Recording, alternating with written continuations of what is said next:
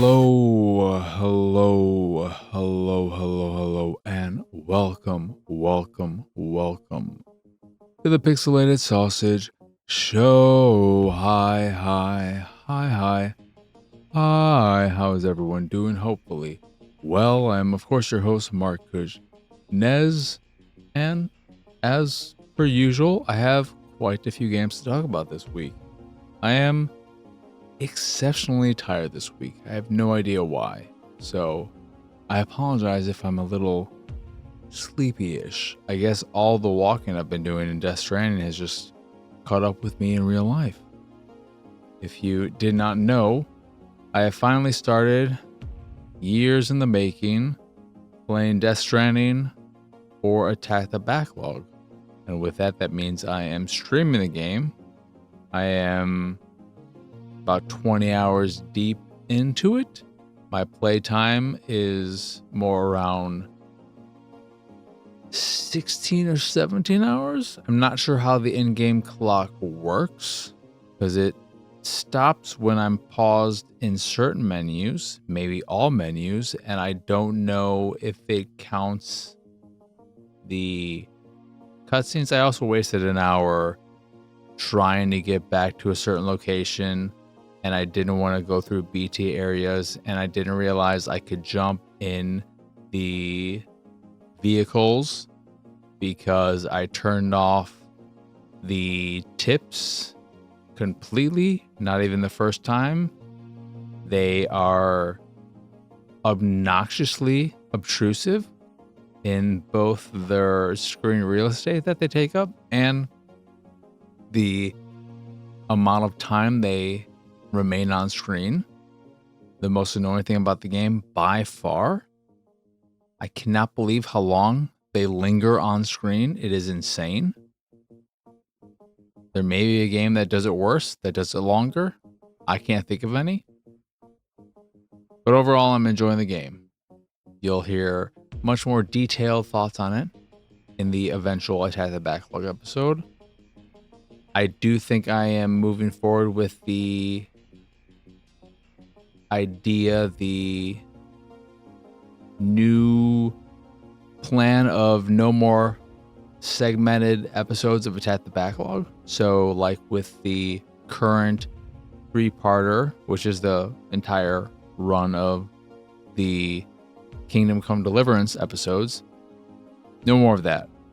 Regardless of how long the game is, I will just put out one episode for it, and that is that. I just feel like that makes more sense because with the parts, it can work with a game club type of structure where you are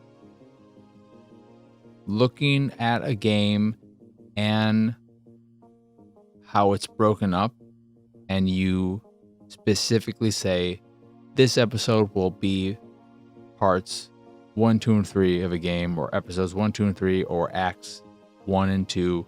The next one will be acts 3 and 4, and the final episode will be acts 5 and 6, something like that. But when I'm just going off of playtime with a lot of games, especially these bigger games, they can be very different from person to person in terms of how much side stuff you do and so on. Especially Death Stranding is a perfect example in the sense that you can,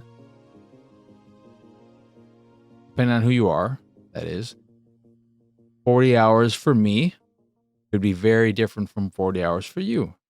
I think the playtime to beat the game on how long to beat is around 40 hours. I don't think I'm going to beat it in 40 hours. My friend Entry, he's definitely already well past 40 hours, and he's not close-ish to beating it. You could say he's close because I think he said he was 75% in, but it might be around 80 hours in when he finally rolls credits. So I think I'm just going to go with that moving forward, which means that I can't just do long game after long game. I'll have to, on purpose, squeeze shorter games in there as well. Yeah. let us get on to what I've been playing, because that's the way we're doing things on this here show now. And what news do you need to hear me talk about anyway? Guess what? There were layoffs. Guess what? Games were delayed. Guess what? Some games were closed. Some live service games, they're coming to an end. May they come back in another form or again? Who knows? But guess what? All that happened again. So let's get on to what I've been playing instead, starting with My Friendly Neighborhood. This is a first-person survival horror game that is structured like classic Resident Evil games, plays a little like BioShock, and instead of it being themed around zombies or humans who have gone mad, it's instead got a Sesame Street-esque Muppet theme. So you are fighting Muppets instead of zombies or infected humans, etc. In theory, in concept, it sounds very, very cool. But in what I've played, it's not that fun. The vibe is definitely there. If anything, it gets the whole Sesame Street Muppet-esque vibe done very, very well. The environment you're in feels like a backlot type of studio area that has been created for this fictional Muppet world with these fictionalized characters who are in there. Great voice work for them. Great look. It all looks authentic, feels authentic. That's great. Then the structure of it being like a classic Resident Evil game, whenever I find games doing this, it's not even that I understand or can tell you why it works for classic Resident Evil games and why it doesn't always work here. But it feels, it just doesn't work. It doesn't work. And what makes it all the more frustrating is the fact that the game doesn't play all that well. While it does feel similar to BioShock, especially in the sense that you get a wrench as your first weapon, and then you get this letter shooting gun, alphabet shooting gun. The range on the wrench is very weird. So the basic Muppet enemies, when they get very close to you, they'll kind of grab you and shake you and throw you to the ground, and you'll take a little bit of damage. You could take, I think, 3 of those hits before dying. The range on the wrench, so one, you can't get too close or they'll grab you. But the range on the wrench seems way longer than it should be, which is good because it allows you to damage the enemy at a much longer range. But it means you're just kind of creeping up on an enemy until you get close enough with it to attack them. And then with the guns, it doesn't have any kind of iron sights set up. So it doesn't have left triggered iron sights or clicking the right analog stick to zoom in. You're just free aiming, no on-screen reticule or cursor. It's easy enough to aim and be somewhat on target. But what I don't understand is that it makes sense that it works that way in BioShock because with your left hand, you are using your plasmids or whatever they're called. In here, the left trigger button is just used to flip whatever weapon you're currently using. So you have your wrench, you just flip it. You have your gun, you flip it. Do a little twirl like you're a cowboy. I don't understand the point of that. I don't think flipping your weapon does anything. So it's just a waste of an input. Okay. But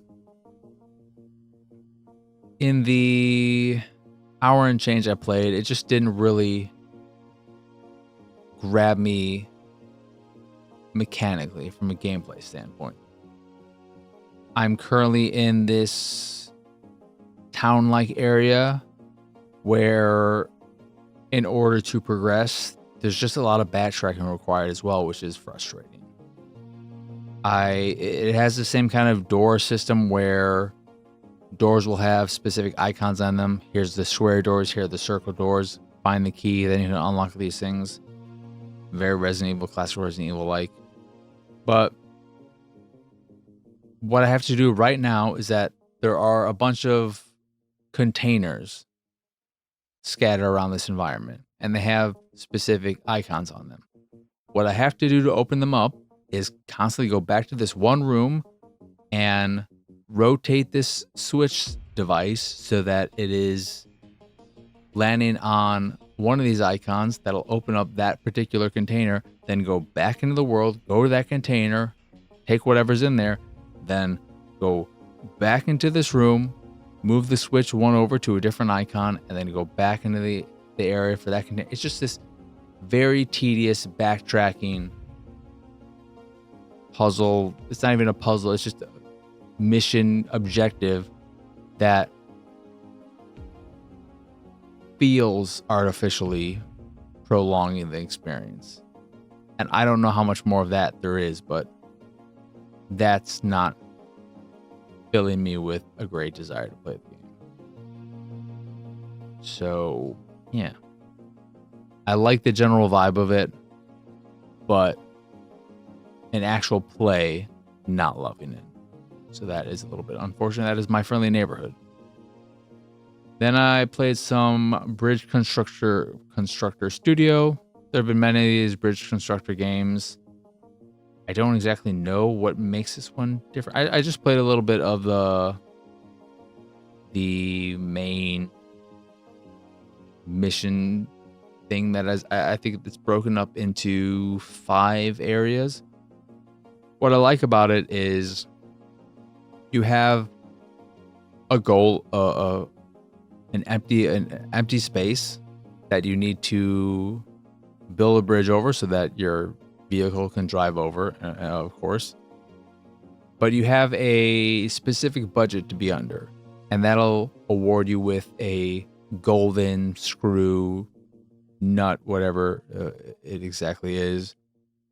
But what I like is that is the goal to strive for. However, you can go over budget as much as you want to beat a level. And as far as I can tell and what I've played, all you have to do is complete a level in order to progress and unlock the next level, and so on and so forth. You don't have to get the under budget score in order to progress. And I like that because it makes it so that you don't need to do super good in order to keep playing and experience all of the game. I could be wrong at some point. I don't feel like that'll be the case though, because I always find it a little frustrating in puzzle games like this where they have it set up so that you require a certain number of stars or this type of currency or that currency in order to keep playing and unlock further levels. And eventually, if you're not the best at these games, you'll hit a wall where you can't progress. I feel like there was a game I played recently that fell under that kind of format. That's not the case, at least by my first impression here in the levels I've played. It's got a very nice, clean aesthetic, very pleasant. I enjoyed what I played. Very simple, World of Goo like thing where you're building a structure, you're moving these bits, and they have a certain length they can go, and then you're just connecting everything. It's also very like Connects, if that even still exists, or if you are of my age and remember playing with Connects back in the day. So you're just connecting everything via joints essentially, and creating these kind of triangular bridges in many cases. Not bridges, but triangular points. And that's nice. A nice, simple, pleasant little bridge building game where, again, you can go for the under budget design, which is a lot trickier than just going for what will work and maybe not be efficient, but will get the job done enough for you to complete the level and move on. So there's something there for the casual builder and the more meticulous hardcore builder. That is again British Constructor Studio. Music's Drive Chase the Beast is a very simple game where you have two modes. In one mode, you are driving and chasing these vehicles that have tapes, cassette tapes on them. You just drive, and then the other character, your passenger, will shoot automatically at enemies. You have 3 weapons to choose from. Only the pistol is unlocked at first, but you can unlock a machine gun and then a shotgun, and you can upgrade all of them individually, as well as different vehicles that you can purchase and then upgrade as well to increase their speed and the durability and how many tapes they can collect at one time. But one part of the game is chasing these vehicles and destroying them to collect their tapes. And you get a little bit of money through that. But the main way you get money is with the tapes you collect. During those missions, you can deliver them. And in those, you are driving and just delivering them at designated points through a track and defending your vehicle along the way from would-be other tape stealers, I guess. And of course, also on the tape stealing side of things, when you're trying to destroy the vehicles and steal their tapes, you are also fending off their defenders as well, so vehicles that are shooting back at you. But that is the loop of the game. You are just doing missions where you are destroying vehicles, stealing their tapes, and then taking those tapes you've stolen and trying to deliver them yourself for money. And with that money, you are purchasing new vehicles, new weapons, and or upgrading said vehicles and weapons. And that is the loop. It can get challenging very quickly. I don't feel like the upgrades give you as much of a boost as I would expect. I didn't feel like fully upgrading my machine gun, for example, made certain enemies on certain levels just nothing. I didn't suddenly go through them like butter. So that was a bit dissatisfying for me. The feeling, the sense that the time I put into it, the money I spent, didn't amount to as much as I would have expected. But it's a fine enough loop. It just doesn't have the legs to last a long time. For me, I already feel like I've gotten my kick out of it, even though I haven't gotten all the achievements or completed every level. I understand what the game is, what its loop is, and I'm not interested in more of it because there are only the 3 weapons. There's not a lot to unlock. And again, I guess maybe the shotgun will be more powerful. The machine gun was very underwhelming in terms of how much of an improvement or lack thereof it felt like over the pistol. And I fully upgraded it. I've upgraded my current vehicle, I think about halfway through, and I don't feel significantly stronger or more able to take a beating than I was at level 1 on these things. I am stronger, I can tell, but I don't feel like the levels I was just kind of getting by on, I am now flying through. So that is my biggest disappointment with the game. It's fine, but it just doesn't have the legs to sustain multiple playthroughs for me. That is again Music Drive Chase the Beast. The Beat, not the Beast. Then I played a little bit of Worms Armageddon Anniversary Edition. This recently got an update to add a few additional older games to it.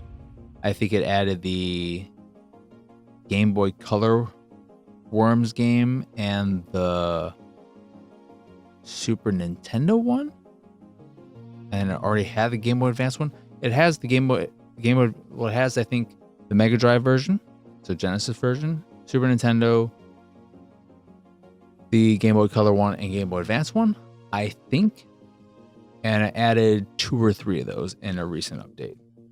But this is from Digital Clips, I believe, and it is very similar to, but it's not part of their Master Series, so not something like the Llama Soft game or the... What other ones did they do? I think they did an Atari just in general one, but it's not to that same extreme. But you do get a timeline of details that'll give you some information via paragraphs. You'll get some artwork. You'll get some videos and all that. So it is a nice little package for Worms fans with Worms Armageddon and then these few other additional older titles. So it's just a nice little middle ground between their really exorbitant extra special packages and what you get out of a lot of just straight kind of ports of classic games that are nice for preservation's sakes. So it's a nice in between for that. I like these games. I like the Worms games, the classic games. I think the most recent new Worms game was that kind of shooter thing, that multiplayer shooter, which just it misses the point of what makes Worms so much fun. Even though for me, the style of Worms play, I don't know if anyone else will remember this game. I only ever played a shareware version of it, I think. It was called, I believe, Warheads. And instead of it being worms firing these various physics-based types weapons, or whatnot, it was I think you were just a ship or something, but you were in a kind of like solar system on planets and just firing off at each other in that way. I love that game. That is my favorite Worms-like game because that is what I played for so long before I ever touched a Worms game. I had this freeware, shareware version thing.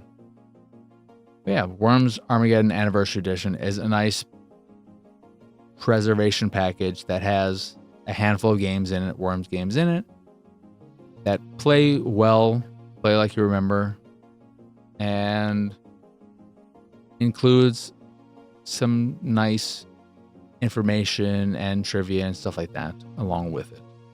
So yeah, if you're a fan of Worms, worth checking out.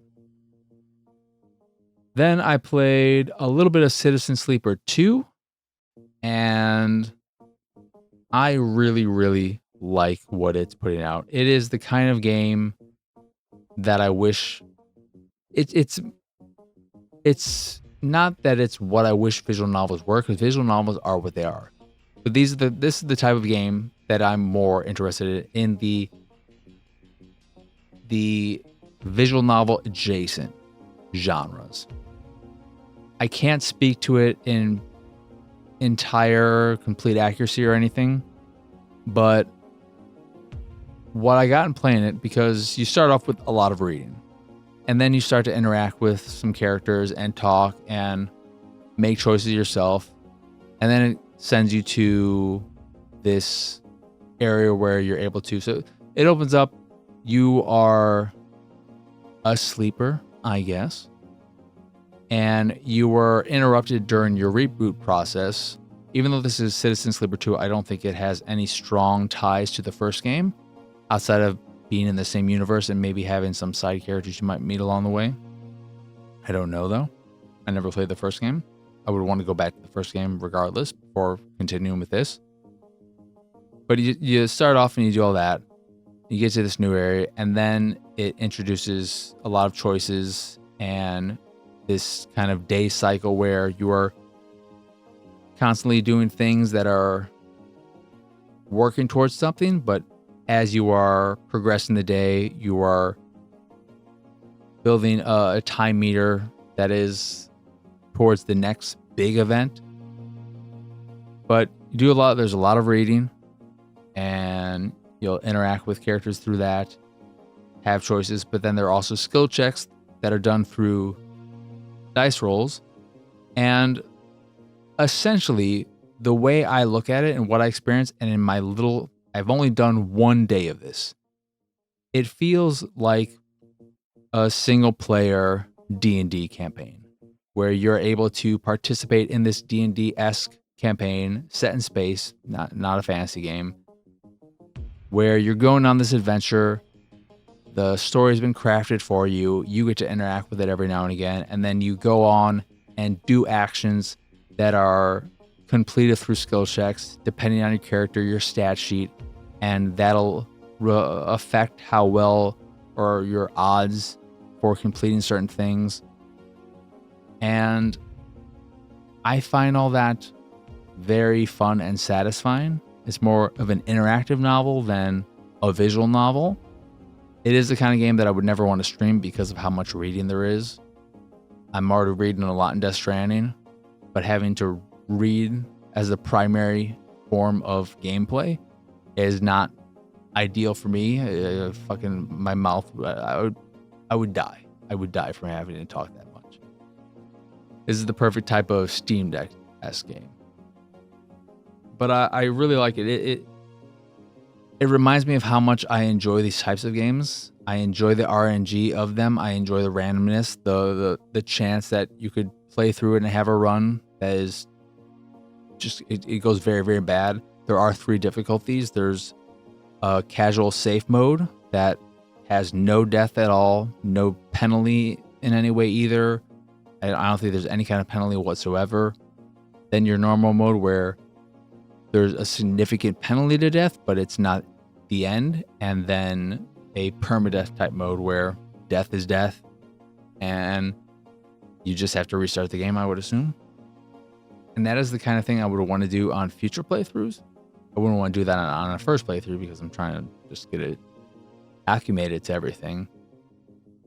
But I like the variability in these types of games. It's why Baldur's Gate 3 excites me so much. And Baldur's Gate 3, you get more of an actual gameplay element to it, a more traditional gameplay element to it, as opposed to it just being talking and reading and then doing the dice roll skill checks. Though I don't know if there is a gameplay element to Baldur's Gate in terms of actual real-time stuff you're doing, or if it is just skill checks, and instead of it being through these types of menus, which is what Citizen Sleeper is, it is through the presentation of a more traditional game where you do move around in a very traditional sense. But I think maybe with your interactions, it may, I'm not sure because I've not played it. I want to play that. That's another game I want to get to. There's so many big games I want to play, and I'm gonna do it. I'm gonna start doing it. Death Stranding is there. Then we got Elden Ring, Witcher 3, Baldur's Gate 3, Cyberpunk. There's so much. But I really like what I played of Citizen Sleeper 2.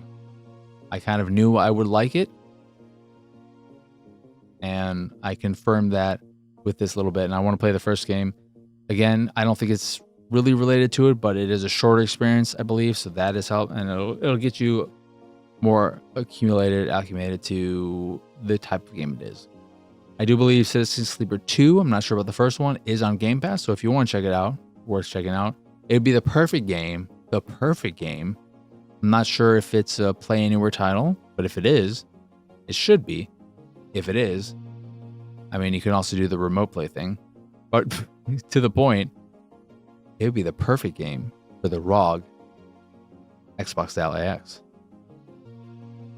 which is a few months away, presumably. I think the leaked release window was October, so just around the corner, basically. But that is again Citizen Sleeper 2, Starward Vector. And then the last game I want to talk about is Neon Noodles. This is one of those puzzle games where you have something you want to create and you design a system of, well, you can, depending on the puzzle it's asking you what you need to do, you create survey belts. Why is that? That sounds right and wrong at the same time. But for instance, you might have a thing where you want to create hard-boiled eggs. So you put you create a system of pulleys. It's way more bot using than, I don't know how to fucking describe this right now. It is clear. It's clear as day. This one is way more bot heavy though. I'll just, so what you may do is you'll have regular raw eggs. Okay, you with me so far? Then you have a pot that you'll boil them in, and your end spot where you place your finished chopped, and they want them chopped hard-boiled eggs. So you create a space, a block that has the raw eggs. Then you put in you put a spot where there is the boiling pot. Then next to it you put the cutting table. Then further away you put where you'll place the finished products. And then you take your bot and you create its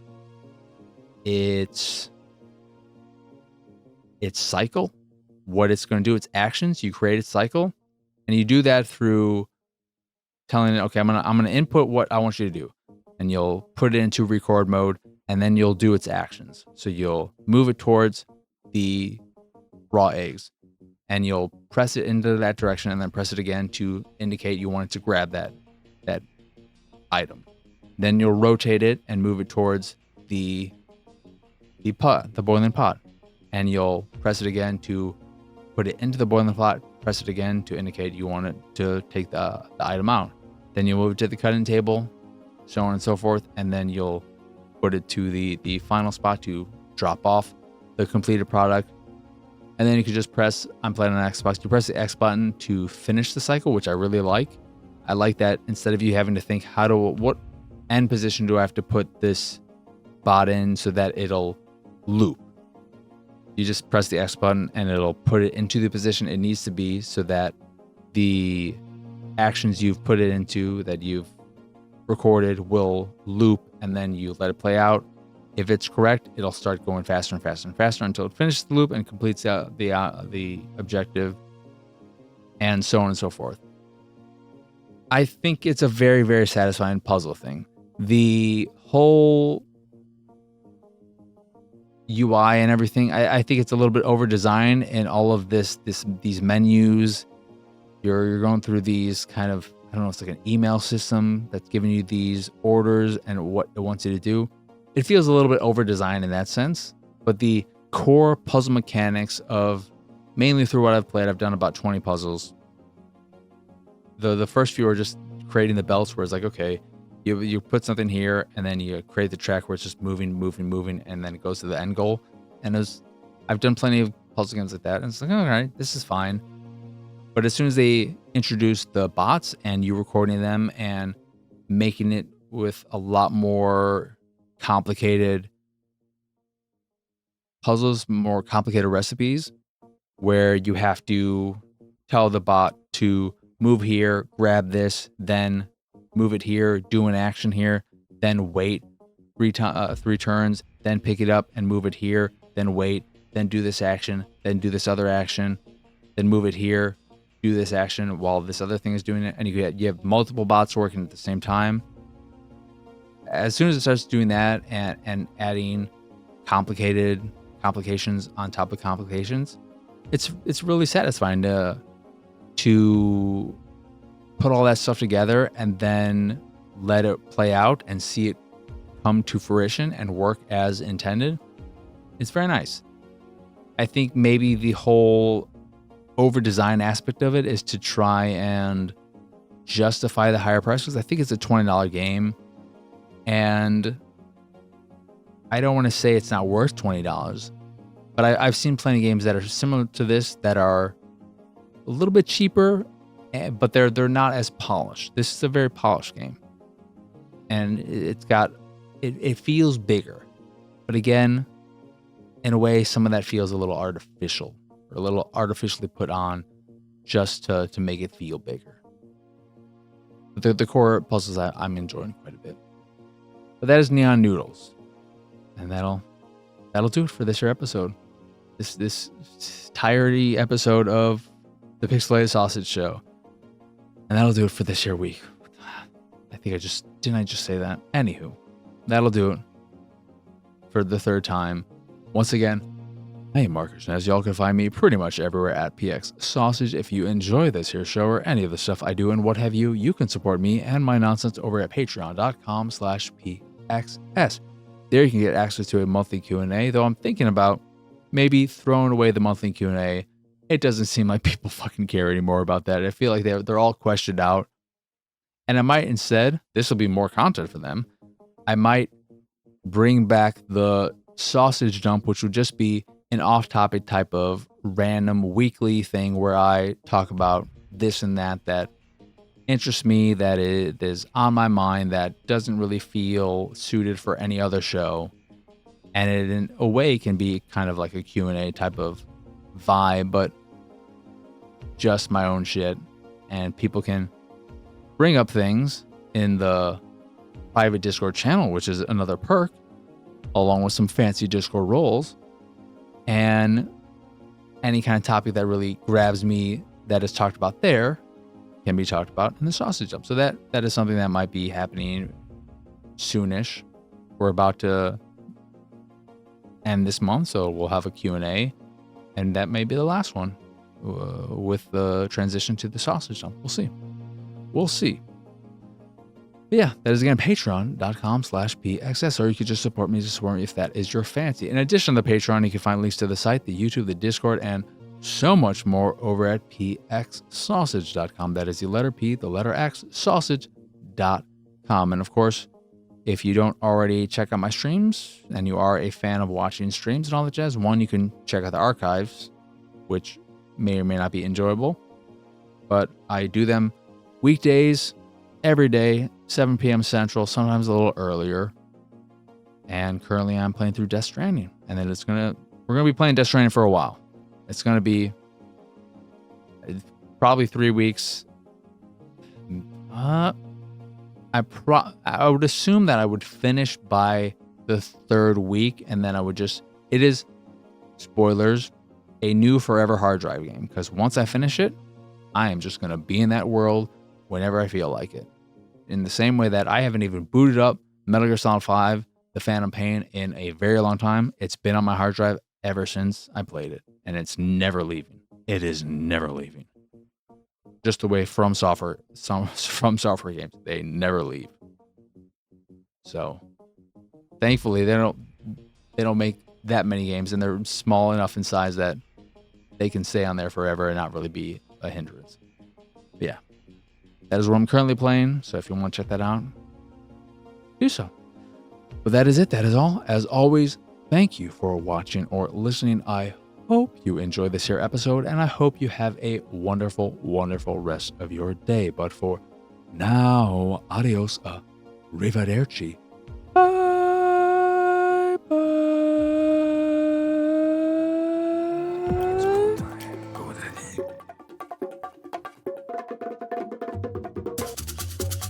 It's go time. Go daddy.